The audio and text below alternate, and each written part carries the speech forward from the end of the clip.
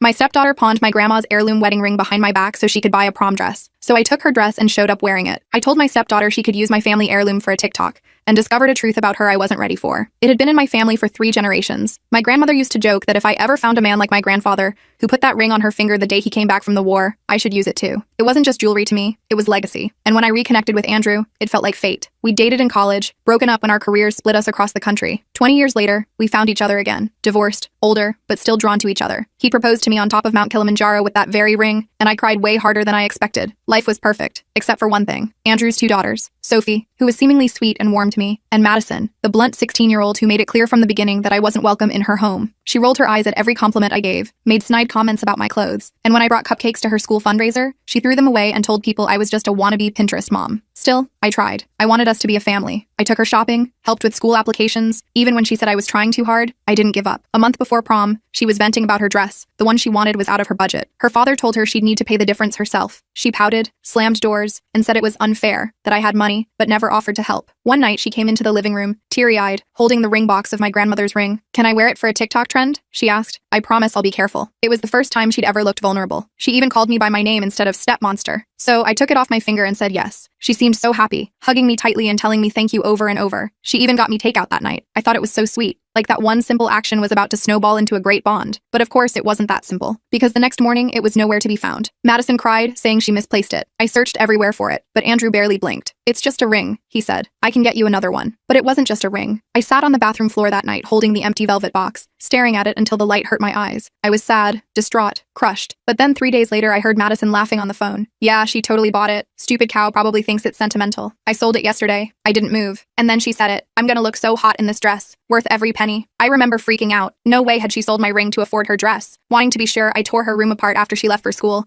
and there I found the receipt in her wastebasket. It was for a ring sold to a local pawn shop. I broke down sobbing. Andrew came upstairs and saw me, and I immediately showed it to him. But Andrew just sighed. "She's just a kid. She stole from me in the past. She didn't mean to." Yes, she did. We argued for an hour until I realized he wouldn't help. So I went to the pawn shop alone. The guy remembered her, said she called herself Madison Delancey. He handed me the transaction receipt and told me the ring was already gone. Sold. Nothing he could do unless it was reported stolen. I nodded, thanked him, and left. That's when my plan began. I went to the boutique where Madison's dress was being altered, told them I was there to pick it up, used her full name and order number. The clerk didn't even question it, handed it over in a garment bag. I brought it home, hung it neatly in the closet. Then I called the school and volunteered to chaperone prom. Said I was a step-parent, had event experience, happy to help. They were thrilled. The day before prom, Madison tore through the house, screaming, cursing. "Where's my dress?" She turned the place upside down, thinking someone had stolen it. Had a meltdown so loud the neighbors peeked out. In the end, she had to buy one off the rack. It didn't fit quite right, bunched in some places, loose in others. Still, she tried to carry herself like a queen. But then prom night came. I showed up an hour early, name on the chaperone list, hair done, heels on, and walked in wearing her dress. The same dress she'd bought with the money from my grandmother's ring. I stood by the punch table, greeting kids with a smile. When Madison walked in and saw me, she froze. The color drained from her face. Her friends whispered. She looked down at her ill-fitting backup and turned away. I didn't say a word, just smiled. It wasn't about the dress. It wasn't even about the ring anymore. It was about how if you try to humiliate someone who only ever wanted to love you, eventually, you learn what it feels like to lose. Only, I wasn't done teaching her a lesson just yet. The day after prom, things spiraled further. Andrew and I argued again, and it was clear he wouldn't hold Madison accountable, so I quietly met with a lawyer. She recommended filing a civil suit for theft, suggesting it might finally bring the seriousness of Madison's actions to light. I hesitated briefly, knowing the disruption it might cause, but ultimately agreed. Papers were served to our house, within days, formalizing the charges and setting the wheels of justice into motion. When the papers were served, Andrew's reaction was immediate and defensive. He confronted me in the kitchen, holding the documents like I'd handed him a grenade. "Are you seriously suing my daughter?" he demanded, his voice tight with disbelief. "She stole from me," I reminded him, but Andrew shook his head, as if denial alone could erase the situation. Soon after, we received official notice. Our first court date was scheduled in a month. As soon as that happened, Madison moved in with her mother, Vanessa, taking most of her belongings in a dramatic exit that involved slamming doors and tearful accusations that I was destroying the family. She packed her clothes in garbage bags, dragging them down the stairs while sobbing loudly. Andrew helped carry her boxes to the car, his shoulders slumped in defeat. Sophie stayed with us, quieter than usual, her 10-year-old shoulders carrying the weight of a storm she hadn't created. She spent more time in her room, drawing pictures with dark colors and sharp lines that worried her art teacher enough to call home. "Is Madison going to jail?" she asked one night as I tucked her into bed, her voice small in the darkness. Her stuffed animals were arranged protectively around her, as if forming a barrier against the family chaos. I smoothed her hair back, feeling the silky strands between my fingers. "No, sweetie, this isn't about punishing Madison. It's about making things right." The nightlight cast soft shadows across her worried face. Dad says you're suing her. Her eyes were wide, reflecting the dim light. Not exactly, I explained, choosing my words carefully. We're asking a judge to help us resolve this situation fairly. I pulled her blanket up higher, tucking it around her shoulders the way she liked. Sophie nodded, her eyes serious beyond her years. Madison told me you're just doing this for money. My heart sank, heavy as a stone. Even from her mother's house, Madison was still spreading poison. This was never about money, Sophie. It was about respect and honesty. I kissed her forehead, wishing I could shield her from all of this. The harassment began almost immediately after I filed the civil suit. Anonymous texts calling me a home-wrecking bitch. Emails with subject lines like, "Leave our family alone." My phone would buzz at all hours, each message more vicious than the last. Once, someone threw a rock through our living room window with "Home Wrecker" painted on it in dripping red letters. The glass shattered across our carpet, glittering dangerously in the afternoon sunlight. The police came, took reports, photographed the evidence, but without concrete proof linking Madison to these incidents, there was little they could do. My lawyer, Diane Mercer,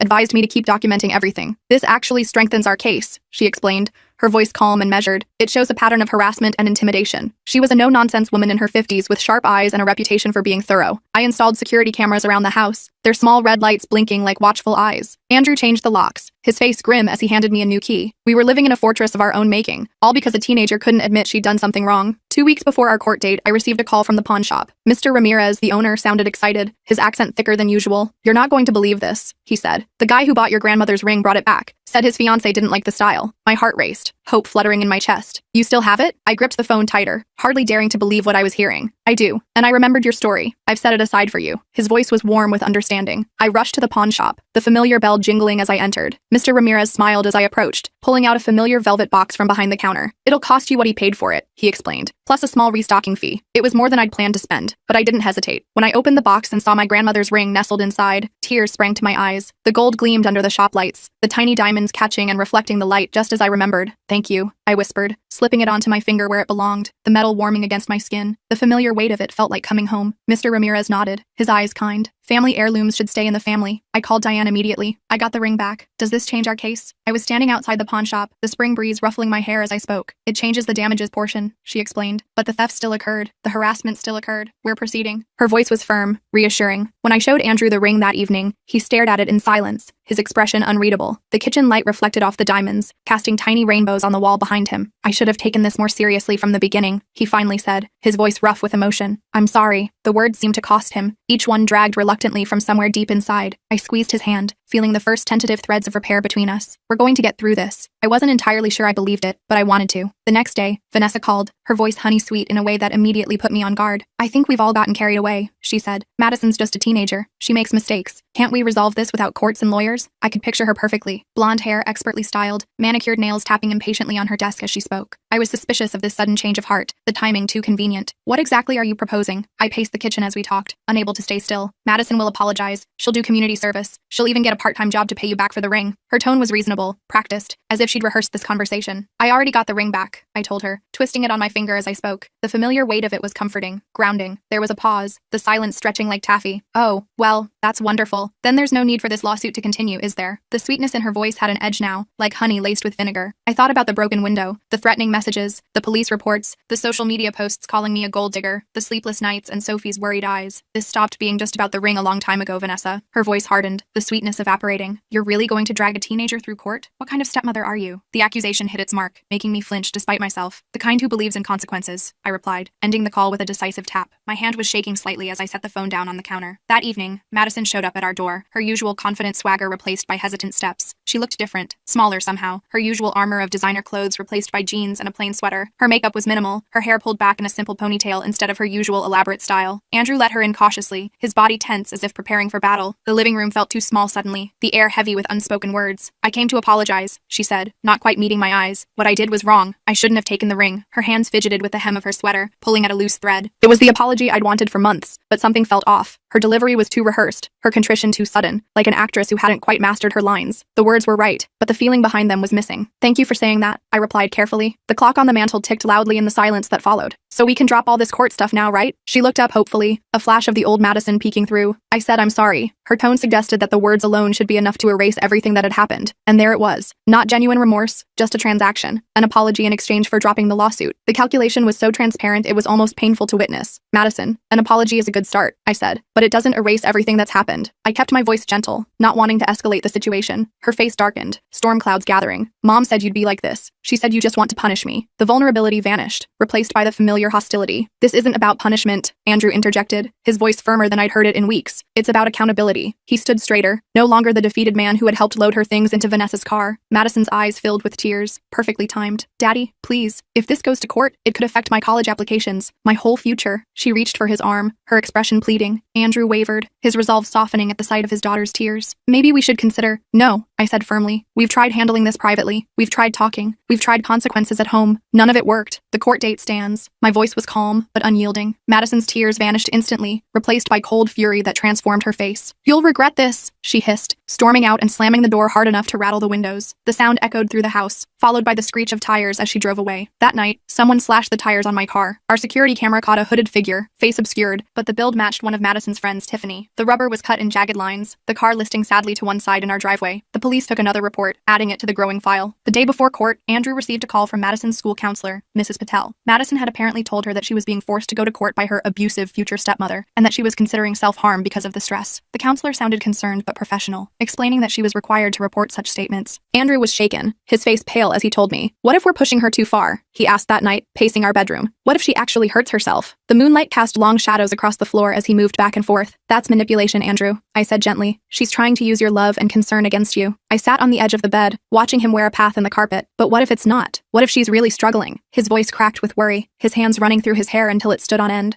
I took his hands in mine, feeling the slight tremor in his fingers. Then we get her help. Real help. But dropping the lawsuit won't solve the underlying issues. I pulled him to sit beside me, the mattress dipping under our combined weight. The morning of court, I dressed carefully in a conservative navy suit, my hair pulled back in a neat bun. Andrew wore his best tie, his movements stiff with tension. Sophie stayed with a friend. We'd all agreed court was no place for her. The house was quiet as we prepared, each of us lost in our own thoughts. We arrived early, meeting Diane in the lobby. She briefed us on what to expect, but paused mid-sentence when she saw my expression change. I was staring past her, at Madison and Vanessa entering the building. Madison was in a wheelchair, her right leg in a cast, looking pale and fragile. Her hair was pulled back simply, her makeup minimal, emphasizing her youth and vulnerability. What happened to her? Andrew asked, rushing over. His concern was immediate, parental instinct overriding everything else. Vanessa gave him a cold look, her perfectly manicured hand resting protectively on Madison's shoulder. She fell down the stairs yesterday. The doctor says it's stress-induced vertigo from all this legal pressure. Her accusatory tone made it clear who she blamed for the accident. I exchanged glances with Diane, who raised an eyebrow skeptically. The timing was too convenient, the presentation too perfect. Inside the courtroom, Madison's appearance had the desired effect. The judge, an older woman named Judge Harmon, looked sympathetic as Madison wheeled herself to the plaintiff's table, wincing dramatically with every movement. The courtroom was smaller than I expected, the wooden benches polished from years of use, the air slightly stuffy despite the ceiling fans turning lazily overhead. Vanessa had hired an aggressive attorney named Richard Dawson,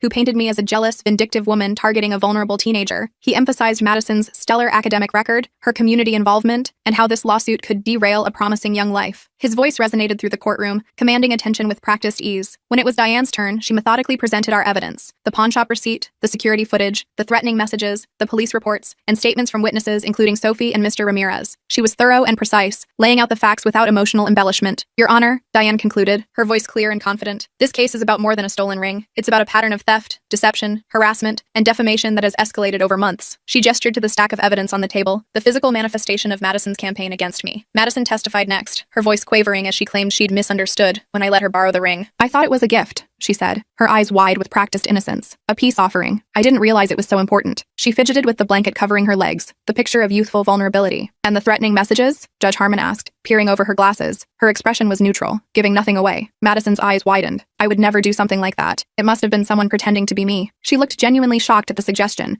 her performance flawless. When it was my turn to testify, I spoke calmly about finding the pawnshop receipt, about Madison's admission on the phone that she'd sold the ring, about the escalating harassment. The wooden witness chair was uncomfortable, but I sat straight, meeting the judge's eyes as I answered each question. Why pursue this in court? Judge Harmon asked me directly. Why not handle it within the family? Her tone was curious rather than judgmental. We tried, Your Honor, I replied, but the behavior continued to escalate. Madison has never shown genuine remorse or taken responsibility for her actions. I could feel Madison's glare from across the courtroom, but I kept my focus on the judge. During cross-examination, Richard Dawson tried to portray me as obsessed with material possessions, more concerned about a ring than my relationship with my future stepdaughter. He paced as he questioned me, his expensive shoes clicking on the hardwood floor. Isn't it true? He asked, his voice sharp as a blade, that you wore Madison's prom dress to humiliate her in front of her peers? He stood too close, invading my personal space in a subtle intimidation tactic. I took a deep breath, feeling all eyes on me. Yes, I did. It wasn't my finest moment. I was hurt and angry that she'd sold my grandmother's ring to buy that dress. The admission felt both freeing and uncomfortable. So you admit to deliberately humiliating a teenager? His tone suggested he'd scored a significant point. I admit to showing her that actions have consequences, I replied, something no one else in her life seemed willing to do. From the corner of my eye, I saw Andrew shift in his seat. The judge called a recess. In the hallway, Andrew pulled me aside, his voice low and urgent. Madison's leg isn't broken, he whispered. Sophie texted me. She said Madison was bragging to her friends about faking an injury for court. His eyes were wide with disbelief. I stared at him. How would Sophie know that? The hallway was crowded with people, forcing us to stand close together as we spoke. Apparently, Madison didn't realize Sophie was in a group chat with some of her friends. She saw the messages. He showed me his phone,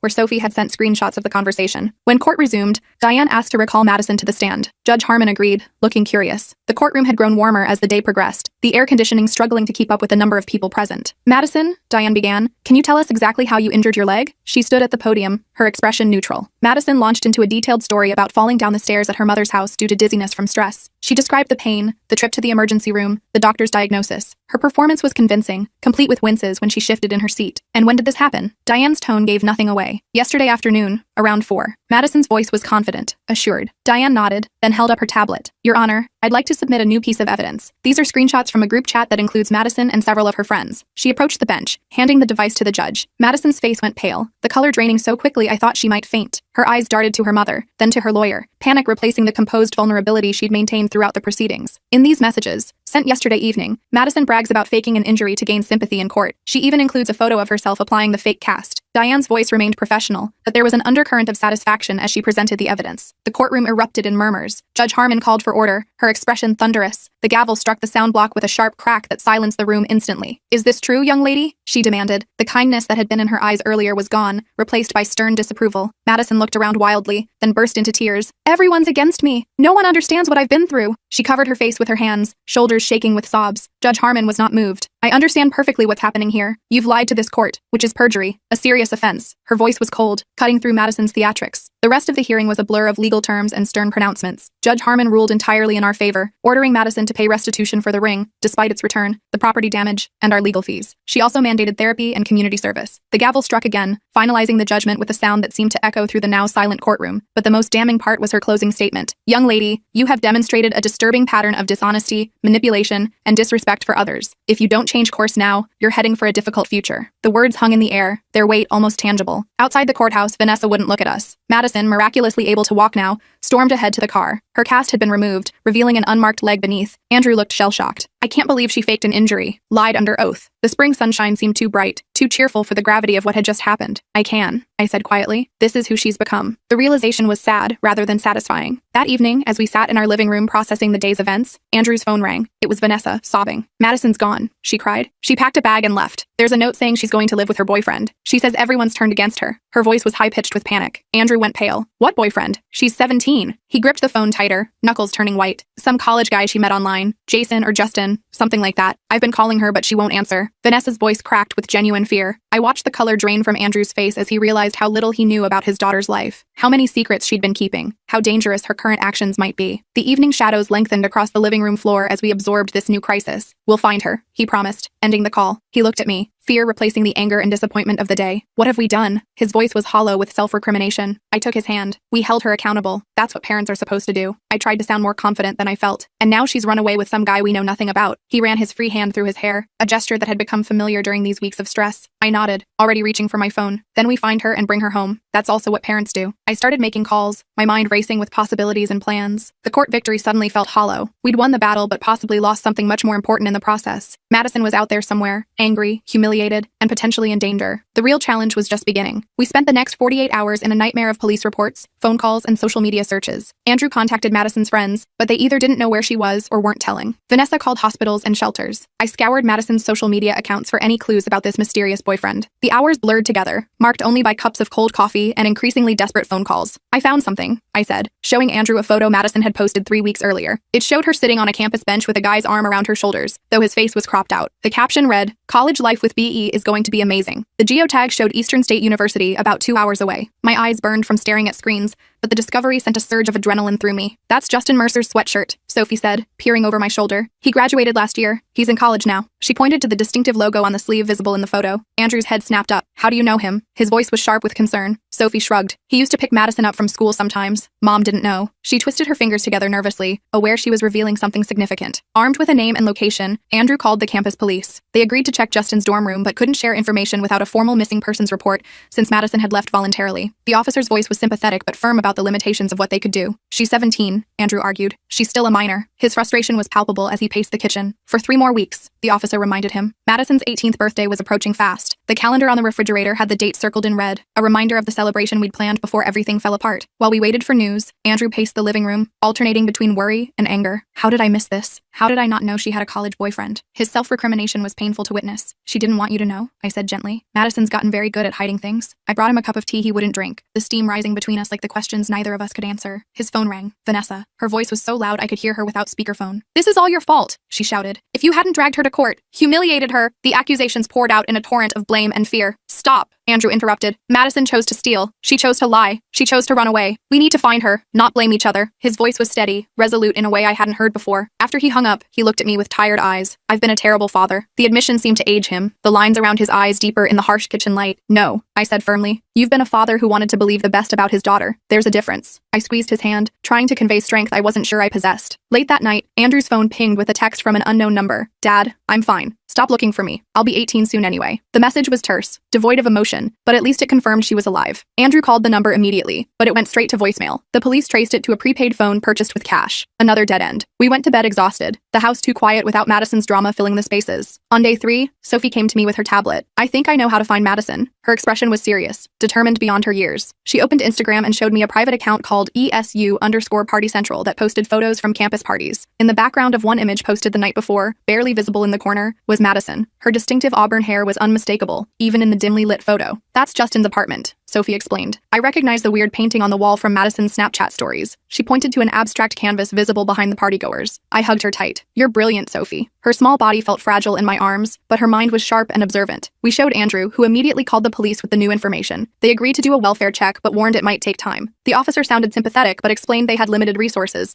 and a 17-year-old runaway who had made contact wasn't their highest priority. I'm not waiting, Andrew said, grabbing his keys. I'm going there myself. His jaw was set with determination. We're going, I corrected, already reaching for my coat. The decision was instant, automatic. Where he went, I would go too. We left Sophie with a neighbor and drove 2 hours to Eastern State University, following GPS to the off-campus apartment complex shown in the photo. The drive was tense, the radio off, each of us lost in our own thoughts as the miles passed. It was nearly midnight when we arrived, the building pulsing with music from various apartments. Groups of students milled around outside, red cups in hand, laughter carrying through the warm night air. We found apartment 307, Justin Mercer's place according to the directory. Andrew knocked firmly. No answer. He knocked again, louder. The bass from the music inside vibrated through the door. Finally, the door cracked open. A bleary-eyed young man with tousled hair peered out. Yeah? He looked barely older than Madison, despite being in college. I'm looking for my daughter, Madison, Andrew said, his voice tight with restraint. I could see the effort it took for him not to push past the boy immediately. Justin started to close the door. Don't know her. His eyes darted nervously behind him. Andrew shoved his foot in the doorway. I saw her in photos taken here last night. Where is she? His voice rose, drawing attention from people passing in the hallway. Look, man, I don't want trouble. Justin's attempt to close the door was futile against Andrew's determination. Dad? Madison appeared behind Justin, wearing an oversized t-shirt and looking smaller than I remembered. Her makeup was smudged, her hair tangled, the sophisticated facade she usually maintained completely absent. The relief on Andrew's face was palpable. Madison, thank God. We've been worried sick. His anger seemed to drain away at the sight of her, parental concern taking its place. She rolled her eyes, but the gesture lacked her usual confidence. I texted you. I'm fine. She crossed her arms defensively, but I could see uncertainty in her eyes. You're 17 and you ran away from home, Andrew said. That's not fine by any definition. His voice was firm, but not unkind. Justin looked between them nervously. You said you were 18. His expression shifted from confusion to alarm. Madison avoided his gaze. I will be. Soon. She sounded younger suddenly, less sure of herself. She's 17? Justin backed away from her. I didn't know that. I swear. He ran his hand through his hair, panic evident in his movements. Andrew ignored him, focusing on Madison. Get your things. We're going home. It wasn't a request. No. She crossed her arms. I'm staying here with Justin. But her voice wavered, lacking conviction. Justin shook his head rapidly. No. I'm not getting involved in this. I don't date high schoolers. I could lose my scholarship. He moved further into the apartment, distancing himself from the situation. Madison's face crumpled. But you said, that was before I knew you were underage, Justin interrupted, and before I knew you lied about everything else. His tone was dismissive. Any affection he might have felt clearly evaporated. What do you mean? Madison demanded. She looked suddenly vulnerable, the confident facade completely gone. Justin ran a hand through his hair. Your roommate called looking for you. She told me about the court case, the stolen ring, faking an injury. Said you've been lying to everyone. His disgust was evident, his previous attraction replaced by wariness. Madison whirled toward us. You told Tiffany about Court? Her accusation was automatic, deflecting blame as she always did. We didn't tell anyone, I said, but the truth has a way of coming out. The hallway light cast harsh shadows across her face, highlighting how young and lost she looked. Madison's eyes filled with tears, but for once they seemed genuine. I have nowhere to go now. The admission seemed to cost her, her voice small and defeated. You have home, Andrew said quietly. You've always had home. He held out his hand to her, an offer rather than a demand. The drive back was silent. Madison sat in the back seat, staring out the window, occasionally wiping her eyes. The headlights of passing cars briefly illuminated her face, revealing an expression I'd never seen before, genuine remorse mixed with fear. When we pulled into Vanessa's driveway, she didn't move. I don't want to go in there, she whispered. Mom's going to freak out. She looked at the house with apprehension, the porch light casting a yellow glow on the front steps. Andrew sighed. She was worried about you. We all were. He turned to look at her, his expression gentle despite everything.